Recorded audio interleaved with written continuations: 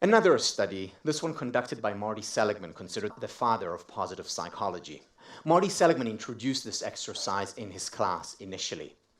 And after he saw the impact, also ran studies on it. What he asked his students to do was to write a gratitude letter. But a gratitude letter with a lot of meaning behind it, with a lot of thought behind it. To someone you're grateful for, someone who made a difference in your life. It could be your mother who you're grateful for. It could be a teacher you had. It could be your boss. It could be your partner or friend. And when you write this letter, to really focus on all the good things that happened. To really focus on the way in which this person made your life better. And after you write this letter, to go to this person and to read it to them. In his 40 years of teaching, Marty Seligman said he hasn't seen an impact on students like that project, like this assignment had. And he ran research on it, and what the research showed was that it's the single most powerful intervention out there in terms of raising levels of happiness. That can last for a week or 2 weeks, which just goes to the point that we should do it more often. Write these gratitude letters that we really mean to people we really care about.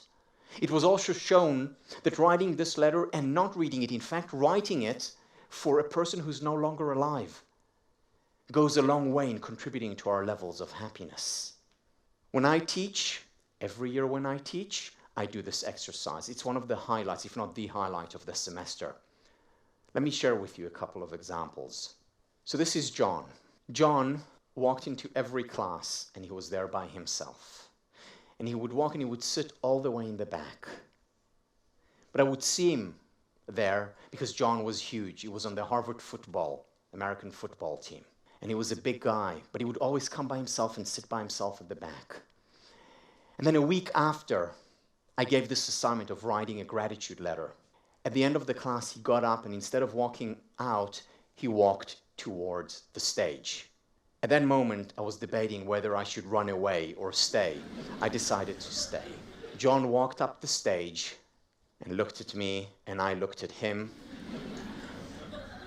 And he said, "Professor Ben-Shahar, can I come to your office hours, please?" And I said, "Sure, that's what office hours are for. Come along." The next day he came to my office hours. This huge, gentle giant. He comes in and he sits down. And I can see that he's nervous. And he looks at me and says, "Professor, this is the first time in my 3 years at Harvard that I've ever gone to office hours. But I came here because I wanted to tell you about the gratitude letter exercise from last week. I wrote a letter to my father. And I was home this weekend, and I read the letter to my father. And then he looked down. And when he looked up, I could see that his eye was a little bit moist. And he said that after I read the letter to my father, he got up and he hugged me for the first time since I was 8 years old. He said thank you. He got up and walked out. One letter. And then there was Debbie, who wrote her letter to her elementary school basketball coach. And she read a letter to the coach, and the coach had long retired. And she said that after she read the letter, the coach seemed 10 years younger. What a difference that letter can make. It can make a big difference to us writing it. It can make a big difference to the person receiving it. It can make a big difference to the relationship. It doesn't take that long.